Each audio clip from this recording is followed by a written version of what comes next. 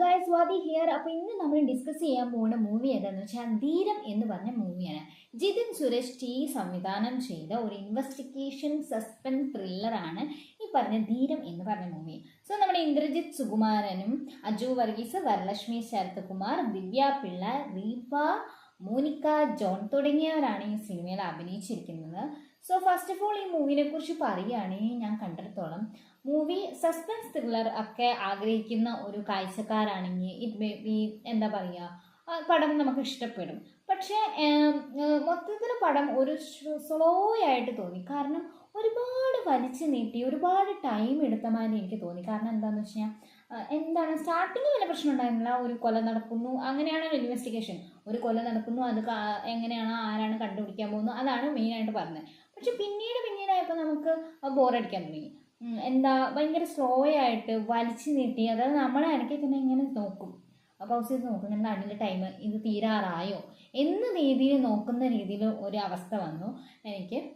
First of all മൂവിനെ കുറിച്ച് പറയുകയാണെങ്കിൽ movie മൊത്തത്തിൽ ഒരു സോഷ്യൽ സബ്ജക്റ്റാണ് ഡീൽ ചെയ്യുന്നത്. സോഷ്യൽ സബ്ജക്റ്റ് പറയുമ്പോൾ നമ്മുടെ സമൂഹത്തിലുള്ള കുറേ യാഥാർത്ഥ്യമായ കുറച്ച് സംഭവങ്ങൾ വിളിച്ച് കാണിക്കുന്ന തരത്തിലുള്ള കണ്ടന്റ്, ഒരു കഥ അതിനകത്തുണ്ട്. സോ നല്ലതാണ്, റിയാലിറ്റി തന്നെയാണ്, സോഷ്യൽ അവയർനെസ് ഉണ്ട്. കാരണം അതിൽ ഒരുപാട് കാര്യങ്ങൾ കാണുമ്പോൾ എന്നെ സംബന്ധിച്ച് ഞാൻ അതിൽ നിന്ന് ഒരുപാട് കാര്യങ്ങൾ പഠിച്ചു. മൊത്തത്തിൽ പറയുകയാണെങ്കിൽ മൊത്തത്തിൽ പഠിച്ചു, കുറേ കാര്യങ്ങളൊക്കെ പഠിച്ചിട്ടുണ്ട്. കാരണം എന്താണെന്ന് വെച്ചാൽ ഒരുപാട് കാര്യങ്ങൾ ചൂണ്ടിക്കാണിക്കുന്നുണ്ട്. പിന്നെ പറയുകയാണെങ്കിൽ എന്താ പറയുക, മൂവിയിൽ പിന്നെ ഈ വില്ലന്മാരെന്ന് പറയുമ്പോൾ ഭയങ്കര വില്ലന്മാരാണ്. കാരണം നമുക്ക് അവരെ കണ്ടാൽ പോലും നമുക്ക് അവരുടെ ദേഷ്യം വരും. അതായത് അവരുടെ കാട്ടായങ്ങൾ ഇത്രയും നീചന്മാരായ ജനങ്ങൾ അല്ലെങ്കിൽ ഇത്രയും നീചന്മാരായ മനുഷ്യർ നമ്മുടെ ഭൂമിയിൽ ഉണ്ടാകുമോ എന്ന് നമ്മൾ ചിന്തിച്ചു പോകുന്ന തരത്തിലുള്ള ഒരു വില്ലന്മാരാണ്. നമ്മൾ പെട്ടെന്ന് എന്താ പറയുക, നമുക്ക് അവരുടെ കാട്ടായം കിടമ്പോൾ ശരിക്കും നല്ല ദേഷ്യം വന്നത്, ഇങ്ങനെ കൈയുടെ അടയിൽ ഇങ്ങനെ അമർത്താൻ തോന്നുന്നു. അങ്ങനെ ഒരു ടൈപ്പ് വില്ലന്മാരാണ് അതിനകത്ത് കണ്ടേക്കുന്നതും.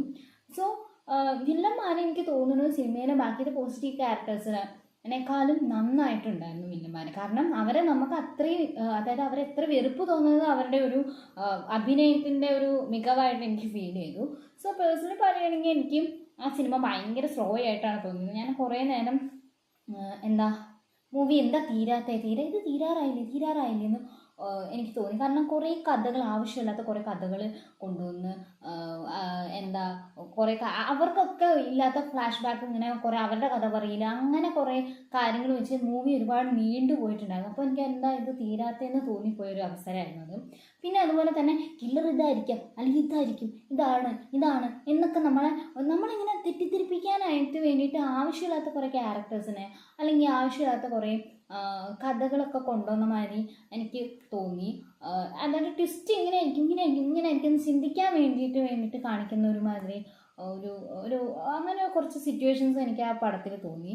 പിന്നെ വയലൻസ് എന്ന് പറയുമ്പോൾ എൻ്റെ മോനെ ഒന്നും പറയണ്ട. കാരണം വയലൻസ് എന്ന് പറഞ്ഞു കഴിഞ്ഞാൽ എൻ്റെ കഷ്ടകാലത്തിന് ഞാൻ ഈ സിനിമ കണ്ടത് രാത്രിയിലാണ്.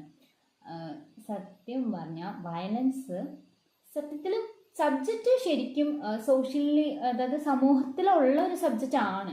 കാരണം നമ്മൾ പല വാർത്തകളിലും ന്യൂസിലൊക്കെ കേട്ടിട്ടുള്ള സബ്ജക്റ്റ് ആണെങ്കിൽ പോലും അത് റിയാലിറ്റിയിലേക്ക്, അല്ലെങ്കിൽ ഒരു സ്ക്രീനിലേക്ക് വന്നു കഴിഞ്ഞപ്പോൾ അത് ഭയങ്കര സിനിമയിൽ കാണിക്കുന്നത് ഭയങ്കര നമുക്ക് എന്താ പറയുക, സാധാരണ വയലൻസ് എന്ന് പറയുമ്പോൾ വെട്ട്, കുത്തി, ഇടി, വെടിവെപ്പ് അങ്ങനത്തെ രീതിയിലുള്ള വയലൻസ് ഒന്നുമല്ല. ഭയങ്കര ബ്രൂട്ടലി ആയിട്ടുള്ള നമ്മളെ ഫിസിക്കലി എന്താ പറയുക, അത് എക്സ്പ്ലെയിൻ ചെയ്യാൻ പറ്റില്ല. നമ്മുടെ മൈൻഡ് വല്ലാതെ ഡിസ്റ്റർബ് ചെയ്യുന്ന തരത്തിലുള്ളൊരു എന്താ പറയുക വയലൻസ് ആണ് എനിക്ക് പേഴ്സണലി ഫീൽ ചെയ്യുന്നത്. കാരണം നമുക്ക് പെട്ടെന്ന് ഡിസ്റ്റർബ് ആവും. കാരണം സംഭവം സിനിമ ഉദ്ദേശിച്ചത് ഇതൊരു റിയാലിറ്റി സംഭവമാണ്, അതിങ്ങനെയുണ്ടെന്ന് കാണിക്കാനാണെങ്കിൽ പോലും അത് നമ്മൾ സ്ക്രീനിലേക്ക് വരുമ്പോൾ അത്രയും ഡയറക്റ്റ് ഇങ്ങനെ കാണിക്കുമ്പോൾ അത് എല്ലാവർക്കും ഉൾക്കൊള്ളാൻ പറ്റില്ല. മനക്കെട്ടിയുള്ളവരെ മാത്രം കാണുക വയലൻസ് സീനൊക്കെ. ഞാനത് ഓടിച്ച് കളയുന്നു. കാരണം സംഭവം ഇതാണെന്ന് നമുക്ക് മനസ്സിലായി. പിന്നെ അത് കൂടുതൽ നമുക്കതത്ര സ്ക്രീനിൽ കാണാൻ എനിക്ക് അത്രയും മനഃശക്തിയൊന്നുമില്ല, അതുകൊണ്ട് ഞാൻ അത് കണ്ടില്ല. സോ മൊത്തത്തിൽ പറയുകയാണെങ്കിൽ ഓവറോൾ പടം കുഴപ്പമില്ല, നല്ലതാണ്, കണ്ടിരിക്കേണ്ടതാണ്. കാരണം സോഷ്യൽ സബ്ജക്റ്റ് ഞാൻ പറഞ്ഞല്ലോ, നല്ല ഒരു സബ്ജക്റ്റാണ്. സോ അതുകൊണ്ട് കണ്ടിരിക്കാം. പിന്നെ മൂവി ഇങ്ങനെ ത്രില്ലറൊക്കെ എക്സ്പ്ലോർ ചെയ്യുന്ന ആൾക്കാർക്കാണെങ്കിൽ സെറ്റാണ്, ഒരു കുഴപ്പമില്ല, നല്ല മൂവി ആയിരിക്കും. മനക്കെട്ടിയുള്ളവർ മാത്രം കാണുക. പിന്നെ എങ്ങനെ പറയുന്നു, കാരണം എന്താണെന്ന് വെച്ചാൽ എൻ്റെ മൈൻഡ് നല്ല ഡിസ്റ്റർബായിരുന്നു കണ്ട രാത്രി. ഇങ്ങനത്തെ ആൾക്കാരുണ്ടോ ഇങ്ങനെ അങ്ങനത്തെ സെറ്റപ്പിൽ പോയൊരു മൂവിയായിരുന്നു. സോ എനിവേസ് മൂവി അടിപൊളിയാണ്. നമുക്ക് അങ്ങനെ ചിന്തിപ്പിക്കാനും വേണമെന്ന് ഒരു കഴിവ്. സോ ഇറ്റ് ഈസ് വെരി എന്താ പറയുക, അടിപൊളിയാണ്, കുഴപ്പമില്ല. എനിക്ക് നല്ലതായിട്ടാണ് ഫീൽ ചെയ്തത്. പിന്നെ ചെറിയ ചെറിയ പ്രശ്നങ്ങളുണ്ട്, ഗെറ്റ് ഗുഡ്, എന്തായാലും നല്ലതാണ്. Okay, so thank you all of U.